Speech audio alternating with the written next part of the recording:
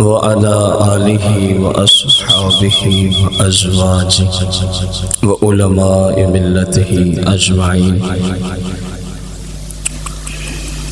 أما بعد فأعوذ بالله من الشيطان الرجيم. بسم الله الرحمن الرحيم.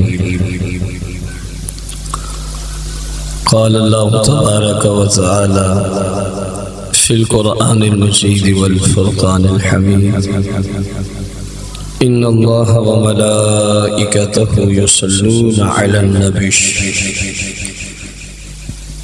يا أيها الذين آمنوا صلوا عليه وسلموا تسليما.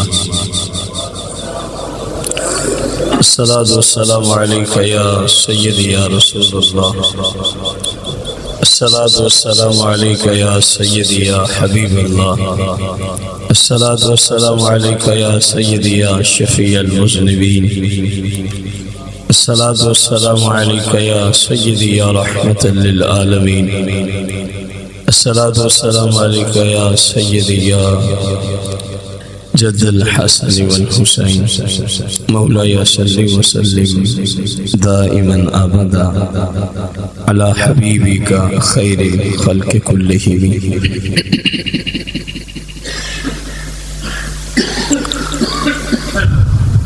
وقال رضي الله تعالى عن بكرة الأحد في الرباط سابع رجب سنة 45 و500. شیخ عبدالقادر جیلانی رضی اللہ تعالی عنہ نے آج آپ کا جو کیا ہوا درس اور بیان ہم سنیں گے، اس سے کچھ حصہ وہ آپ نے بکرۃ الاحد فی الرباط سابع رجب 7 رجب المرجب کا دن تھا اور اتوار کا دن تھا. بکرۃ الاحد صبح کی نماز کے بعد کا ٹائم تھا جب آپ نے یہ درس دیا تھا. 545 سنہ ہجری تھی. آج کے درس کا جو مین موضوع ہے وہ ایک وظیفے کے طور پر ہے. اسے قبل ایک تمہید ہم سمجھتے ہیں تاکہ بات آپ کی ہمارے جیسے لا علم قسم کے لوگوں کو بھی سمجھ آ جائے.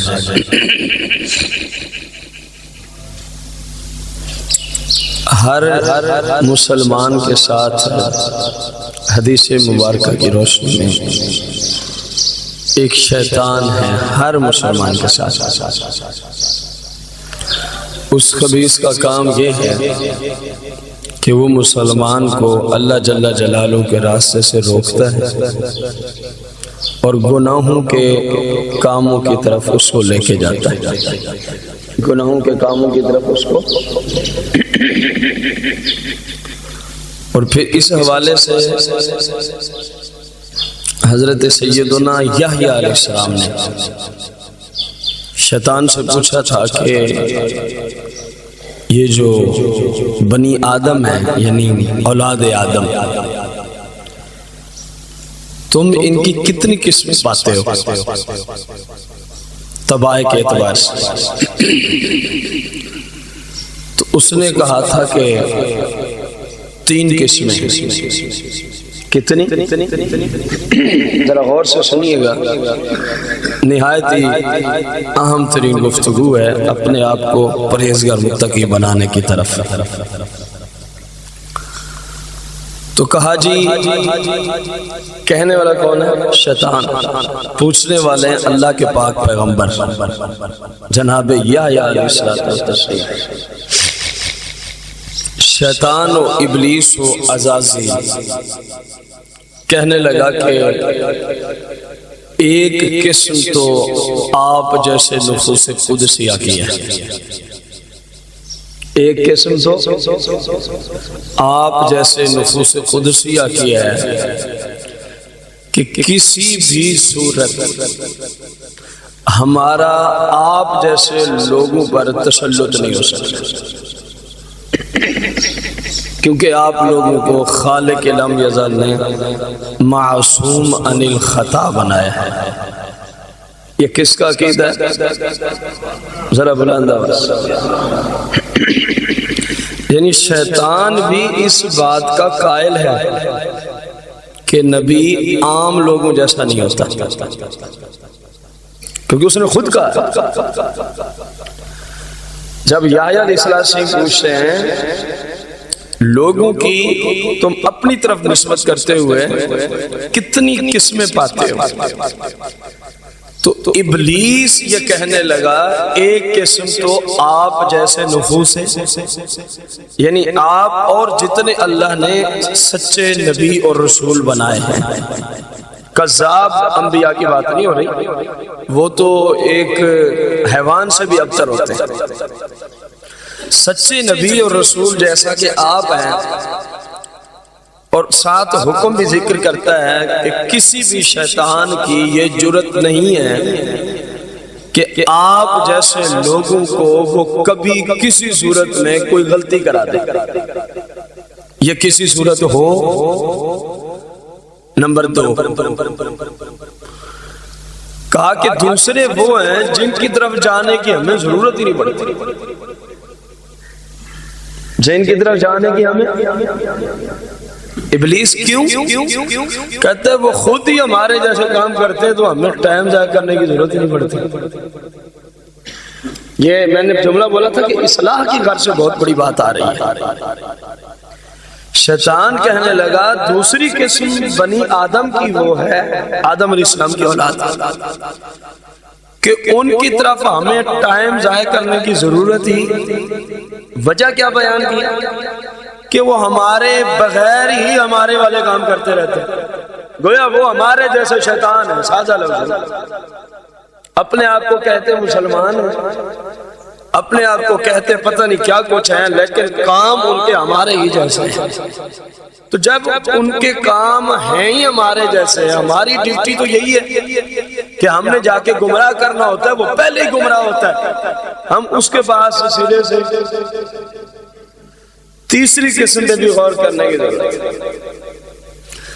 کہا کہ تیسری قسم ان لوگوں کی ہے، میں بیچ میں خود جملہ ڈال رہا ہوں تاکہ ہمیں سمجھ آئے، جو نہایت ہی پرہیزگار، متقی، تقوی و طہارت کے مالک ہیں، اور اللہ جل جلالہ کی دین کے ساتھ مخلص، اخلاص ان کا ترہ امتیاز ہے، ریاکاری دور تک ان کے نزدیک ہی نہیں آتی، کیونکہ بڑی سے بڑی عبادت سوائے درود پاک کے، بڑی سے بڑی عبادت سوائے درود، جس میں ریا آ جائے جتنا مرضی بڑی عبادت ہو، وہ بندے کے لیے جانے وبال تو بنتی ہے، نجات کا سبب ہے۔ البتہ درود شریف وہ ایک مبارک عبادت ہے کہ جس کو جس نیت سے کیا جائے قبول ہی قبول، بھلے اس میں ریاکاری آ جائے تب بھی قبول ہے، تب بھی قبول ہے۔ اب غور کریں تیسری قسم کے بارے میں شیطان اللہ کے پاک پیغمبر کو ذکر کر رہا ہے۔ یہ وہ لوگ ہیں کہ ہم ان کے پیچھے لگتے ہیں، ان کی جان ہم نہیں چھوڑتے، ہر وقت ہی ہم ان کے ساتھ ہیں اور کوشش میں لگے رہتے ہیں، قریب ہی نہیں آنے دیتے۔ جملے سنے آپ، ہم ہر وقت ہی لگے رہتے ہیں کہ کسی طرح ان سے گناہ کریں، کسی طرح ان کو خلاف شرع کسی کام پر لیں، کسی طرح ان سے کوئی نافرمانی۔ کہا جی وہ ہمیں قریب ہی نہیں آنے دیتے، اور کہتے ہیں کہ عرصہ لگ جاتا ہے، ایک عرصہ لگ جاتا ہے ایسے شخص سے کوئی اونچ نیچ کروانے پہ، اور کبھی ضمناً ہو جائے جان بوجھ کے تو وہ کرتے نہیں، کیونکہ وہ ہیں اخلاص والے، پرہیزگار ہیں، متقی ہیں، تقوی و طہارت والے ہیں۔ جو پرہیزگار شخص ہے نا، یہ یاد رکھے وہ جان بوجھ کے اپنے رب کی نافرمانی نہیں کیا کرتا، ہر شخص پہچان سکتا ہے کہ میں کیا ہوں اور کہاں زندگی گزار رہا ہوں۔ پرہیزگار بندہ کائنات کی کسی مجبوری کو نہیں دیکھا کرتا کہ اب نافرمانی کروں کیونکہ یہ مجبوری جو آ گئی ہے، اب بھی نافرمانی کر لیتا ہوں کیونکہ یہ پرہیزگاروں کا شیوا نہیں۔ یہ پرہیزگاروں کا شیوا، ان کے ذہن میں صرف ایک ہی بات ہوتی ہے، میں نے تو رب کو راضی کرنا ہے، باقی کو چھوٹتا ہے تو چھوٹ، بس ان کو دوسرا جملہ ہی نہیں آتا، ان کو دوسرا۔ یہ مسلمانوں کی بات ہو رہی ہے جو اپنے آپ کو کہتے ہیں ہم عاشق رسول ہیں، ٹھیک ہے، ناراض نہیں ہو، یہ پرہیزگاری سے بھی بڑا دعویٰ ہے، ہم عاشق رسول ہیں۔ اپنے کام دیکھیں، کردار دیکھا ہے اپنا، کردار کو خود دیکھ لینا تو اس کو شرم آئے میں نے کیا کہا ہے اور میرا کام کیا ہے۔ میرا کام یہ عاشق رسول ہے، نماز اس کی نہیں، عاشق رسول، زکوٰۃ دینا اس کو چٹی لگتی ہے، بخار سمجھتا ہے، لیکن عاشق رسول ہے۔ رمضان المبارک کا روزہ رکھنے بھی اس کو بخار چڑھا ہوتا ہے، ابھی بھی عاشق رسول۔ بیوی، بچے، پڑوسی، رشتہ دار، والدین، اساتذہ فی شریعت والے اساتذہ کرام، امام و خطیب جس کے پیچھے جا کے نمازیں پڑھتے ہیں، ان کے شرعی حقوق پورے نہیں کرتا، ابھی عاشق رسول۔ روزی اس کی حلال نہیں، ابھی عاشق ہے۔ ہمیں تو یقین جانے ہم پریشان ہیں کہ یہ سارے کبیرہ گناہ کرنے والے تو ہیں عاشق رسول، سمجھ نہیں آتی کہ پھر شریعت کی روشنی میں فاسق کون ہوتا ہے۔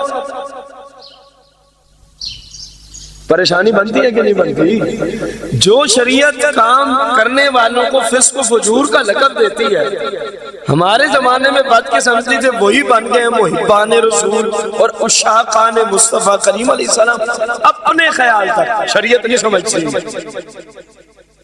تو پھر بظاہر پریشان تو ہونا ہے نا جنہوں نے یہ لقب دینے ہوتے ہیں دین سے دیکھ کے، اب ہم ان کو کیا کہتے؟ خدا را اپنے حال پہ رحم کیجئے، صرف زبانی کلامی دعووں سے کچھ بھی نہیں ملتا۔ اللہ رسول کو کیا راضی کریں گے آپ زبانی کلامی دعووں سے؟ آپ تو ایک چھوٹی سی دکان پہ کسی کا ملازم ہے نا، زبانی کلامی دعووں سے تو آپ اس کو راضی نہیں کر سکتے جب تک کہ جو وہ کہہ رہا ہے آپ وہ نہیں کریں گے۔ ایسے ہے کہ نہیں؟ آپ کسی کے پاس کام کرتے ہیں، جو کام آپ کو کہتے ہیں آپ نے وہ نہیں ماننی، اس کو کہنا آپ بڑے ہی اچھے ہیں، مجھے آپ سے بڑی محبت ہے، میں آپ سے بڑی الفت رکھتا ہوں جناب، میں آپ پہ سب کچھ قربان کر سکتا ہوں۔ کہے گا دھوکے باز، تو میرا کام تو کرتا نہیں۔ ایسے کہے گا کہ نہیں کہے گا؟ لیکن بدقسمتی ہماری ہے، ہمیں دنیا میں سب سمجھ ہے، دین میں سمجھ ہے، لیکن ہم اس طرح کرنا نہیں چاہتے۔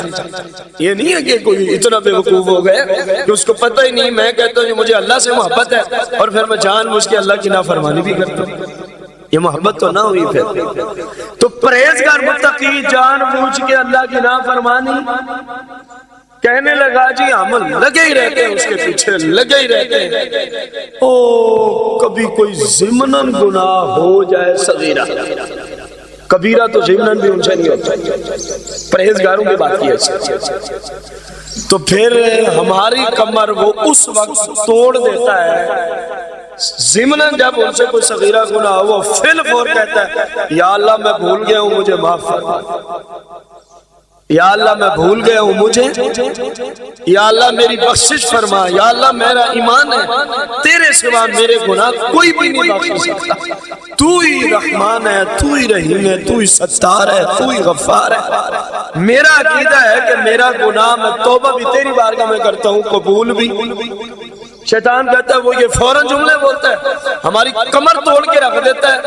اتنے عرصے سے ہم نے اپنا ٹائم اس پہ لگایا اور اس نے اتنے جملے بولے، رب نے وہ صغیرہ گناہ معاف فرما دی۔ اگلے جملے سننے کے لیے شیطان کہتا ہے لیکن ہم اس بندے سے مایوس نہیں ہوتے،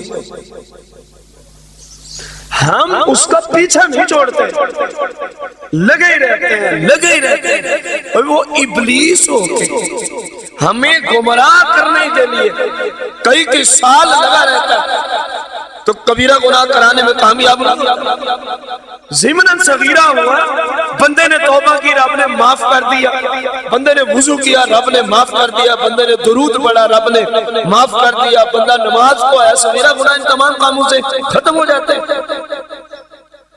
کہہ رہے اس نے ہماری کمر توڑ کے رکھ دی، لیکن ہم اس بندے سے مایوس لگے رہتے ہیں، آج نہیں تو کل اس کو پھنسانا ضرور ہے، آج نہیں تو کل اس کو پھنسانا ضرور ہے، آج نہیں تو کل جال میں پھنسے گا ضرور، اس کو گمراہ کر کے رکھنا ہے، حتیٰ کہ اس کی وجہ سے ہمارے لیے یہ پرہیزگار بندہ جانے وبال بن گیا۔ یہ کون کہہ رہا ہے؟ کہا جی یہ 3 قسمیں۔ اب آپ خود دیکھیں، پہلی قسم میں تو ہم ہو نہیں سکتے، یاد ہے آپ کو پہلی قسم وہ انبیاء اور رسولوں کا گروہ ہے، دوسری قسم سے ہم اللہ کی پناہ طلب کرتے ہیں۔ اب ہر بندہ اپنے گریبان میں بھی جھانکے گا کہ اس معاملے میں میں پناہ طلب کرنے کے قابل ہوں، میرا کردار یہی ہے کہ اس نے کہا ان کی طرف ہمیں جانے کی کیوں نہیں پڑتی، کہا جی ہمارے والے کام خود مخت کرتے تو ہم نے ٹائم ضرور ضائع کرنا۔ یہ دوسری قسم، اور مسلمان کا حق ہے کہ وہ تیسری قسم والا بن جائے، کیونکہ پہلی ناممکن ہے، آپ صلی اللہ علیہ وسلم کے بعد کوئی نبی وہ ناممکن ہے۔ دوسرا، نبوت کا منصب جو ہے یہ کسبی نہیں ہے کہ بندہ کہ میں چلو محنت کر کے نبی بن جاؤں گا، یہ تو ایک وہابی منصب ہے جسے رب اس لائق بناتا ہے، پھر اسی کو نبوت کا منصب عطا فرماتا ہے۔ یہ ہر للو پنجو کا کام نہیں ہے کہ اس عہدے پہ اللہ تعالیٰ اس کو رکھے، جسے بناتا ہے پھر اس کو جہاں والوں سے امتیاز بھی عطا فرماتا ہے، جسے نبوت کا منصب دیتا ہے پھر اس کو ہر لحاظ سے عام لوگوں کے اعتبار سے بے مثل و بے مثال بھی پیدا فرماتا ہے، کیونکہ اللہ کا نبی عام بشروں جیسا نہیں ہوتا، اس کی بشریت بھی بے مثل و بے مثال ہوتی ہے، اس کی نورانیت بھی بے مثل و اللہ کے نبی علیہ السلام خود رسول اللہ صلی اللہ علیہ وسلم کو جو بندہ بے مثل و بے مثال بشر نہ مانے وہ بھی کافر ہے، یہ بھی ذہن میں رکھیں۔ بعض لوگ کہتے ہیں جی معاذ اللہ ثم معاذ اللہ، علماء کے پاس جانا نہیں، اپنے گھر تو عقیدے، کوئی رسول پاک صلی اللہ علیہ وسلم کو کچھ بنا کے بیٹھا ہے، کوئی کچھ، آپ اللہ کی مخلوق ہیں، اللہ کے محتاج ہیں، سارے رسول اور نبی اللہ کے کیا ہیں؟ محتاج ہیں، اور اللہ تعالیٰ نے انہیں بے مثل و بے مثال نورانیت عطا فرمائی ہے اور بے مثل و بے مثال بشریت عطا فرمائی ہے۔ اگر وہ بشریت کا لبادہ نہ اوڑھتے تو کلام کس سے ہوتا؟ دین کا پیغام جو لے کر ہے وہ کس کو سمجھاتے ہیں؟ وہ مشرکین مکہ نے کہا تھا نا کہ آپ تو بشریت کے لبادے میں آئے ہیں، اگر آپ نبی ہوتے تو آپ فرشتوں کی حالت میں آتے۔ اللہ جل جلالہ نے قرآن نازل فرما دیا، ان بے ایمانوں سے آپ فرمائیں چلو ہم کسی فرشتے کو بھی بھیجیں، تو فرشتہ فرشتے والی حالت میں آئے گا تو تمہاری جرات نہیں اس سے سمجھ سکو، اس کو بھی تو ہم بشری لبادہ ہی اوڑھ کے بھیجیں گے کہ جیسے لوگ ہیں اگلا ویسا ہوگا تو اس سے کلام سمجھ پائیں گے۔ تو ان کو اللہ تعالیٰ نے ان کا یوں رد کیا کہ فرشتہ اصلی حالت میں ہے، تمہاری تو پھر ضرورت نہیں اس کو دیکھنے کی، تو کلام کون سنے گا ان کو؟ حالانکہ فرشتے اللہ کے پاک حبیب کے نور سے ہی بنائے گئے۔ تو یہ صورت حال تھی وہاں پر، جیسے حضرت مریم سلام اللہ علیہ، قرآن ہے سورہ مریم، عیسیٰ علیہ السلام کے دنیا میں آنے سے پہلے جبریل امین آئے، نورانی مخلوق کے سردار ہیں کہ نہیں؟ لیکن اللہ کا قرآن کہتا ہے اس وقت بشری لبادہ اوڑھ کے آئے، کیونکہ آگے جس سے کلام کرنا تھا وہ ایک بشر ہے، وہ ایک، اور آگے کیا کہنے لگے؟ انہوں نے کہا میں اللہ کی پناہ طلب کرتی ہوں کیونکہ میں نیک خاتون ہوں، اجنبی مرد تھے نا۔ انہوں نے کہا پریشانی کی کوئی ضرورت نہیں ہے، میں بھی اللہ کی طرف سے آیا ہوا قاصد ہوں۔ کیوں آیا ہوں؟ میں آپ کو بیٹا دینے آیا ہوں، میں آپ کو بیٹا دینے آیا ہوں۔ یہ رب کا قرآن ہے، یہ رب کا قرآن ہے۔ اب ہم نے بننا ہے تیسرے درجے والا، کون سا بننا؟ یار بولو تو چلو، کوئی میں نے رسے تو نہیں اٹھا رکھے کہ میں باندھنے لگا ہوں جی تیسرے درجے میں چلتے ہیں سارے. میں تو آپ لوگوں کی بھلائی کے لیے سب کچھ کرتا ہوں، ورنہ مجھے کیا ضرورت پڑی ہے جناب؟ یہ سب کچھ صرف آپ کی بھلائی اور آپ کو راضی کرنے کے لیے سب کچھ. تو ہم نے کیا بننا ہے؟ کیسے بنیں گے؟ کیونکہ ہم سے خطائیں جان بوجھ کے ہوتی ہیں. تیسرے درجے میں جانے کے لیے جتنے پیچھے گناہ ہوئے اللہ کی بارگاہ میں ہمیں کیا کرنی ہوگی؟ سچی توبہ. یا اللہ آج تک جتنی خطائیں ہو گئی ہیں تیری بارگاہ سے توبہ کرتا ہوں، جو ہو گئے ہیں نادم ہوں، شرمندہ ہوں، مجھے معاف کر دے، آئندہ جان بوجھ کے گناہ نہیں کرتا. 3 چیزوں کا نام توبہ ہے. جو ہو گئے شرمندگی اور ندامت، لیکن رب کی بارگاہ. مجھے آپ کے سامنے ندامت کی حاجت نہیں گناہوں سے توبہ کرنے کے لیے، آپ کو میرے سامنے ندامت کی حاجت نہیں، کیونکہ یہ معاملہ ہے بندے اور اس کے رب کا. نمبر 2، اپنے رب سے معافی مانگنی. ہاں اگر کسی انسان کے حق میں حق تلفی ہو تو پھر اس سے بھی معاف کرانا ہوگا، پھر اس سے بھی معاف. میں جو کسی کی غیبت کروں تو میں کہوں یا اللہ مجھے معاف کر دے، اللہ کریم نے معاف کرتا. جب تک جس کی غیبت کی اس سے معافی نہ مانگے. میں نے کسی پہ بہتان ڈالا ہے، میں جناب کعبے میں جا کے توبہ کروں، یقین جانے نہیں قبول ہوتی. جب تک آپ جس پر بہتان ڈال گئے ہیں اس بندے سے معاف نہیں کروائیں گے. فرمایا بندوں کے حقوق بندوں سے معاف کرو، پھر میری بارگاہ میں آؤ میں معاف کر دوں. تو لہذا انسانوں کے حقوق کا بھی خیال کیا جائے. اب جب ہم نے توبہ کر لی تیسرے درجے میں تو آ گئے. اب اس میں چلنے کے لیے شیخ عبد القادر جیلانی آپ کو وظیفہ دے رہے ہیں. یہ اتنی لمبی چوڑی تمہید ہمیں باندھنی پڑی آپ کے وظیفے کو سمجھانے کے لیے. گمراہی کی طرف کون لے جاتا ہے؟ سن لیا آپ نے، کون لے جاتا ہے؟ تو شیطان اور انسان، مسلم اور شیطان، یہ دو آپس میں رہتے ہیں. اب وہ اس کو لے جاتا ہے برائی کی طرف. تو شیخ عبد القادر جیلانی رضی اللہ تعالیٰ عنہ فرماتے ہیں میں تجھے وہ وظیفہ دے دیتا ہوں کہ شیطان تیری ایک انگل کے برابر بھی طاقت نہیں رکھے گا اگر تو وہ وظیفہ کرنا شروع کر. دونوں کا جسم برابر ہونا، پھر بھی ایک رسہ ہو تو نہ وہ کھینچ سکتا ہے نہ یہ، برابر ہی کھڑے ایسے ہی ہے نا. اور اگر ایک کی طاقت زیادہ ہوئی تو جس کی زیادہ ہے وہ قوی ہے، وہ اس پہ ہیوی ہو جائے گا، جو چاہے گا اس سے کرا لے گا. اگر شیطان مسلمان سے قوی ہو تو پھر یہ اس کو گناہوں میں مارے گا، پھنسائے گا. اور اگر مسلمان شیطان سے اور شیطان بالکل کمزور ہو جائے تو بندہ پھر بچ سکتا ہے نا. تو عبد القادر جیلانی رضی اللہ تعالیٰ عنہ شیطان کو کمزور کرنے کا وظیفہ دے رہے ہیں. اب سمجھ نہیں آپ کو کہ ہم نے وہ پچھلی حدیث کیوں عرض کی کہ اس کے بغیر ہمیں اس کی سمجھ نہیں آنی تھی کہ کمزور کر کے ہمیں کیا ملے گا. تو کمزور کریں گے تو پرہیزگار و متقی بنیں گے، اس کے بغیر تو گزارا ہی نہیں. اب وہ کیا فرماتے ہیں؟ قال عبد القادر جیلانی رضی اللہ عنہ عن النبی صلی اللہ علیہ وسلم انہ قال، فرماتے ہیں کہ میرے آقا کریم میرے نانا جان کا ارشاد پاک ہے، میرے نانا جان کا ارشاد پاک ہے کہ تم نے کیا کرنا ہے؟ بقول لا الہ الا اللہ محمد رسول اللہ، لا الہ الا اللہ محمد رسول اللہ. کہا کہ تم نے اس کلمے کی کثرت کرنی،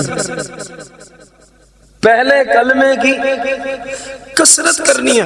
حضور اس کے ساتھ کیا ہوتا ہے؟ فرمایا میرے نانے نان کا حکم ہے جب کوئی مسلمان پہلے کلمے کی کثرت کرتا ہے تو شیطان اتنا کمزور ہو جاتا ہے، اتنا جتنا آپ سوچ بھی نہیں سکتے.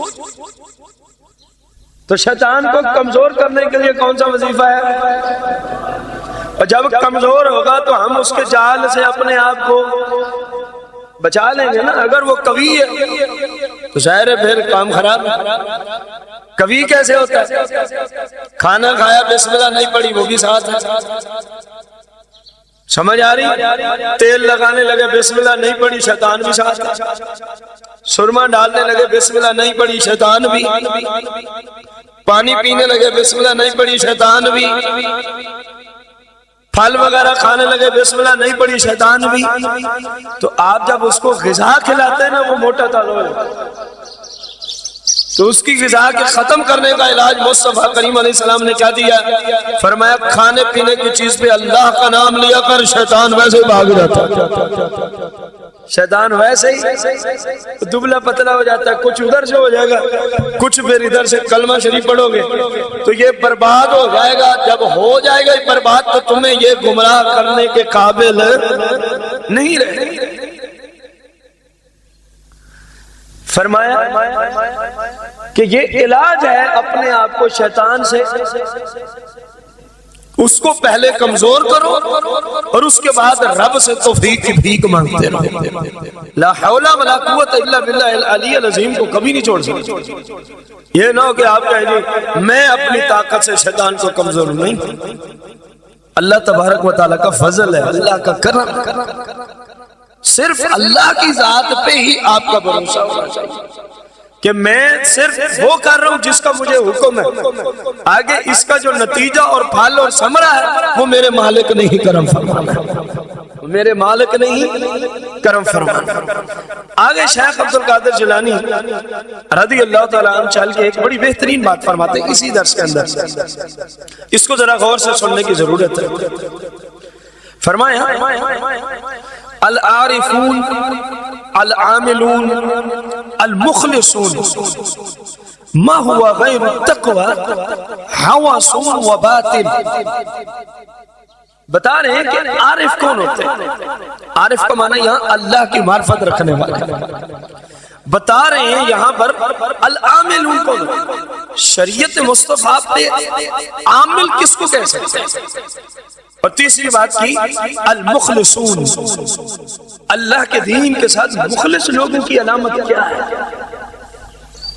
عارفوں کی، پرہیزگاروں کی، متقیوں کی اور شریعت کے عاملوں کی پہچان بتا رہے ہیں۔ کون؟ ذرا بلند آواز سے۔ اتنے بڑے عالم شریعت، اتنے بڑے مفسر قرآن، ہمارے جیسے تو علم کی دنیا میں آپ کے پاؤں کی مبارک جوتے سے مبارک خاک کی برابری بھی کا دعویٰ نہیں کر سکتے، اتنے بڑے آپ، اللہ نے آپ کو علم عطا فرمایا اتنا بڑا، اور ہماری خوش قسمتی نہیں کہ اتنے بڑے نفوس قدسیہ میں شریعت سمجھا رہے ہیں نا، ہمارے جیسے گواروں کو کیا پتا کہ اس کی پہچان کیسے ہوگی۔ یقین جانے ہمارے پلے کچھ بھی نہیں ہے، اللہ تعالیٰ نے ایسے نفوس قدسیہ پیدا فرمائے، وہ شریعت کے اس سمندر میں غوطہ زن ہوئے اللہ کریم کی توفیق سے، جس کا نہ پہلا کنارہ ہے نہ دوسرا ہے، اور وہاں سے انمول موتی چن چن کے ان کو تیار کر کے کتابی صورت میں ہم تک پہنچا دیے۔ اب ہماری قسمت کہ ہم اس تیار کو لے سکتے ہیں یا اس کو بھی ہم چھوڑ دیں، ہماری قسمت، یہ اللہ کا ہم پہ بہت بڑا احسان عظیم ہے۔ کن کن کی علامتیں؟ اللہ کی معرفت رکھنے والے، شریعت پہ چل، کس کو کہیں گے جو شریعت پہ چل رہا ہے؟ المخلصون، کس کو کہیں گے یہ اللہ کے دین کے ساتھ خالص ہے، مخلص بندہ ہے، اور ضرورت ہے اس وقت مخلص لوگوں کی۔ ہمیشہ دین کا کام اسی وقت ہی ترقی پاتا ہے، اسی جگہ ہی ترقی پاتا ہے جہاں مخلص لوگ بیٹھے ہوتے۔ یا ذہن میں رکھ لیں، جن کی نیتوں میں فتور ہے، جن کی نیتوں میں صرف مال و دنیا اکٹھا کرنا ہے، وہاں دین کا کام آپ کو نظر نہیں آئے گا۔ دین کا جس کو شریعت سمجھے یہ دین کا کام ہے، اس کے لیے پھر بندے کا مخلص ہونا ضروری ہے کہ وہ کام کرے صرف اللہ کی۔ اب اس کی پہچان میں نہیں دے رہا، اصل میں اکثر آپ کے جملے جاتے ہیں بے عملوں کی طرف۔ کئی مہینوں سے آپ جناب غوث پاک کے کیے ہوئے بیانات سن رہے ہیں کہ نہیں سن رہے؟ کئی ماہ سے سن رہے ہیں۔ تو میرا خیال ہے کوئی ایسا درس ہو جس میں بے عملوں کے بارے میں آپ کا کلام نہ آیا ہو، ہمیشہ بے عملوں کی، کیونکہ کام ہی اصل میں یہی ہے کہ سمجھایا جائے یار بے عملی سے کچھ بھی نہیں ملتا۔ تو آپ نے ساری زندگی اسی پہ گزار دی۔ اب آپ فرماتے ہیں یہ کیسے نصیب ہوتا؟ فرما ما ہوا غیر التقوی حواس و باطل، فرمایا یہ تینوں دعوے، یہ تینوں القابات ما ہوا غیر تقوی، تقوی و طہارت کے بغیر اگر کوئی دعوے دار ہے نا میں مخلص ہوں، میں اللہ کی معرفت رکھنے والا ہوں، میں اللہ کی شریعت پہ چلنے والوں، حال یہ ما ہوا غیر تقوی، حالانکہ اس میں ظاہری شریعت نظر، تقوی طہارت پرہیزگاری کس چیز کا نام ہے؟ ظاہری شریعت پہ عمل کرنا، اس میں ظاہری شریعت نظر نہیں آتی، سمجھ رہے ہیں؟ اب جو ہم یہاں جملہ بولیں 2 نمبر پیروں کے بارے میں، جعلی اور لٹیرے اور ڈاکو پیروں کے بارے میں، میرے اپنے سنی بھائی باہر جا کر کہتے ہیں یار یہ پیروں کو چھوڑتا ہی نہیں، تو میں تو نہیں چھوڑتا، تو غوث پاک کے بارے میں بھی یہی کہا کرو، ان کا کوئی جملہ خالی نہیں جاتا، اصل میں وہ پہچان کرانے والا شخص ہے کہ حقیقت کیا ہے اور 2 نمبر لوگ کون ہیں۔ لیکن ہمیں کیونکہ نسل در نسل لوگوں نے 2 نمبر لوگوں نے اپنا غلام بنا ڈالا، وہ ذہن سے نکلتے نہیں، وہ ذہن سے، میں نہیں کہہ رہا شیخ عبد القادر جیلانی جن کو وہ 2 نمبر بھی پیر سمجھتا ہے کہ نہیں سمجھتا، کیونکہ پیر کون ہے؟ عالم ہو، شریعت پہ چلنے والا ہو، شریعت کی طرف بلانے والا ہو، وہی پیر ہے۔ اس لئے غوث اعظم عالم بھی ہیں، شریعت کے عامل بھی ہیں، شریعت کے دائی بھی ہیں، اس لئے ہر طرف آپ کا لقب ہے پیران پیر، پیران۔ تو آپ فرما رہے ہیں اگر ظاہری شریعت پر عمل کے بغیر کوئی بندہ دعویٰ کرے جی میں بڑا پہنچا ہوا ہوں، میں بڑا مخلص ہوں، میں بڑا اللہ کا عارف ہوں، میں یہ ہوں، میں وہ ہوں، تو شیخ عبد القادر جیلانی کا عظیم فتویٰ لے کے جاؤ، فرمایا حوث و باطل، فرمایا یہ جھوٹی حوث ہے وہ باطل، اور اس بندے کا یہ نظریہ باطل ہے، شریعت اس کو مانتی نہیں۔ کچھ سمجھ آیا ہے؟ کیا سمجھ آیا؟ جو رسول پاک صلی اللہ علیہ وسلم کی ظاہری شریعت پہ عمل، یہ جو آج لٹیرے ہمیں سمجھاتے ہیں تمہیں کیا پتا نماز دل کی ہوتی ہے، تو رسول پاک صلی اللہ علیہ وسلم کے مبارک پاؤں کیوں سوج گئے تھے اگر نماز دل کی ہوتی ہے؟ ظاہری نماز پڑھتے تھے نا، مبارک پاؤں سوج گئے، اتنے سوجے زخم ہو گئے حتیٰ کہ خون مبارک جاری، نماز میں کھڑے کھڑے آپ نے تو کوئی دل والی نماز نہیں پڑھی، داڑھی دل میں ہوتی ہے، لعنت ہے تیرے اس عقیدے پر، یہ کون سی شریعت تو لوگوں کو سمجھا رہا ہے؟ رسول پاک صلی اللہ علیہ وسلم سے تو بڑا شریعت کو سمجھنے والا ہے معاذ اللہ، آپ نے تو ظاہری طور پہ داڑھی رکھ کے دکھائی کہ نہیں دکھائی، روزے رکھے کہ نہیں رکھے؟ آج مریدوں کے ہاں رمضان المبارک کے دن میں جا کے کہنا دوپہر کے وقت کھانا تیار کرو، ایسے مرید میں بھی اللہ کی لعنت اترتی ہے، ایسے پیر میں بھی اللہ کی لعنت اترتی ہے جو رمضان المبارک کے دن میں کھانا طلب کر رہا ہے، یہ شیطان ہے، یہ ابلیس ہے، اس کو لتر مار کر گھر سے نکال دو، یہ کھانے کے کھانے۔ رسول اللہ کی شریعت کا فتویٰ کیا؟ جو مسلمان غیر مریض غیر مسافر رمضان المبارک میں دن کو اعلانیہ کھا پی رہا ہو، یہ ایک قناعت لگا دی تو ان کے لیے کھانا پینا جائز ہو گیا، ہوتا نا فاروق اعظم جیسا حکمران، تمہیں پتہ چلتا کہ رمضان میں کیسے قناعتیں لگائی جاتی ہیں ہوٹلوں کے باہر۔ آج ایک سوٹ بیچنے کے لیے شرم آیا نہیں ہے لوگوں، رمضان المبارک میں عورت یا کوئی بھائی گیا پوچھتے باجی پانی پینا ہے، لعنت ہے تیری اس تجارت پر، بے حیا شرم، بے حیا حرام خور، تجھے شرم نہیں آتی؟ رمضان المبارک میں ایک مسلمان سے دن کے وقت تو پوچھتے ہیں تُونے پانی پینا، اور ان کو باقاعدہ بوتلیں پیش کی جاتی ہیں، کیوں؟ تاکہ میری تجارت کو فروغ ہو۔ اگر نہیں پوچھتا تو کیا کہے گا؟ یار میں نے اتنے 5000 کا سوٹ لیا مجھے بوتل نہیں۔ شریعت کا فتویٰ سنو، جو رمضان المبارک میں اعلانیہ کھائے پیے، بادشاہ وقت پر فرض ہے کہ اس بندے کو فی الفور قتل کراتا، کوئی مہلت بھی نہیں دینی، حالانکہ ایک بندہ مرتد ہو جائے نا، مرتد ہو جائے وہ معاذ اللہ قرآن کی توہین کی مرتد ہو گیا. سمجھ آ گئی؟ تو اسلام کہتا ہے بادشاہ وقت کو قتل اس کو ضرور کرنا، لیکن 3 دن کی پہلے مہلت دے، شاید اس کو عقل آ جائے. اور اگر کوئی اعتراض کرے تو اس کے اعتراض کے لیے مفتیوں کو بلا اور اس کے اعتراض کا جواب بھی اس کو دیا جائے. اندازہ لگاؤ جو مرتد ہو اس کو 3 دن کی مہلت فرمایا، قید رکھو 3 دن مہلت دو شاید بچ جائے. اور جس نے رمضان میں اعلانیہ کھایا پیا فرمایا بغیر مہلت کے اس کے 2 ٹکڑے کرا دے بادشاہ. اور یہ پیر صاحب ہے جی کھانا تیار کر. اور شیخ عبد القادر جیلانی نے کیا بتایا؟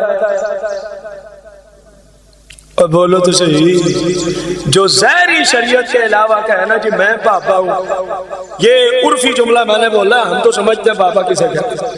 لوگ جن کو بابے بنائے ہوئے ہیں، میں تو مرشد ہوں، میں تو پیر ہوں، میں تو شیخ ہوں. تجھے کیا تمیز کہ شیخ ہوتا کون؟ تجھے کیا پتا کہ شیخ کتنا عظیم لقب ہے؟ تیرے جیسے چوڑے چمار پہ بندہ شیخ کا لقب بولے. شیخ تو اس کو کہیں گے جس کی سیرت مصطفیٰ کریم کی سنت کی خوشبو پھیلاتی ہے، جس کے کردار سے سیرت رسول کا کردار تو پتہ چلے کہ واقعی مصطفیٰ کریم کا غلام ہے. اس کو تو بندہ شیخ کہے. چلو تو میرے بھائیوں، کوئی بھی ہو، میں ہوں یا آپ ہیں یا کوئی ہے، جس کا رسول پاک صلی اللہ علیہ وسلم کی شریعت پہ عمل، وہ آپ کو لاکھ قرآن اٹھا کے دے. میں مکے میں جا کے نماز پڑھتا ہوں، میں مدینے میں جا کے، یہ سارے لٹیرے آپ کے زمانے میں موجود ہیں.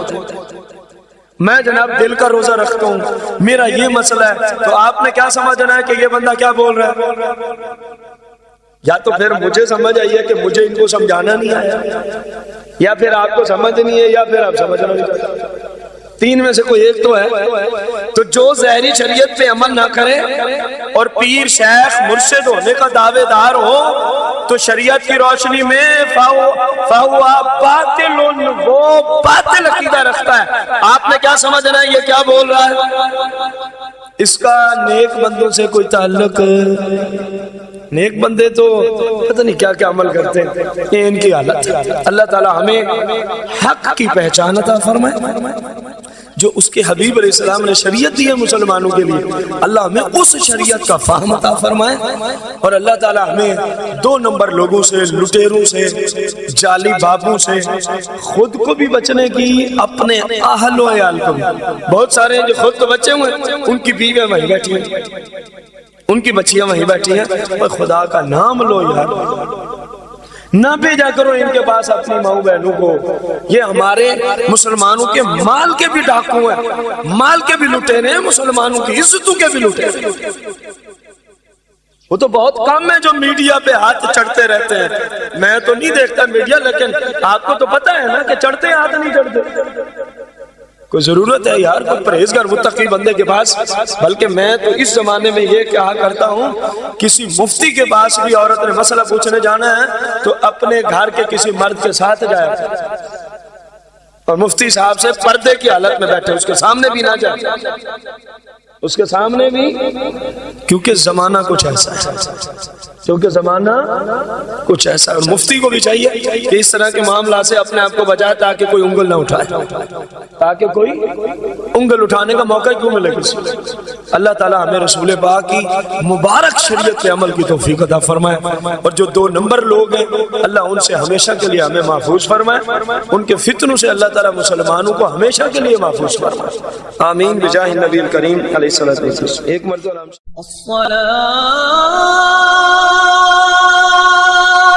خير من النوم. الصلاة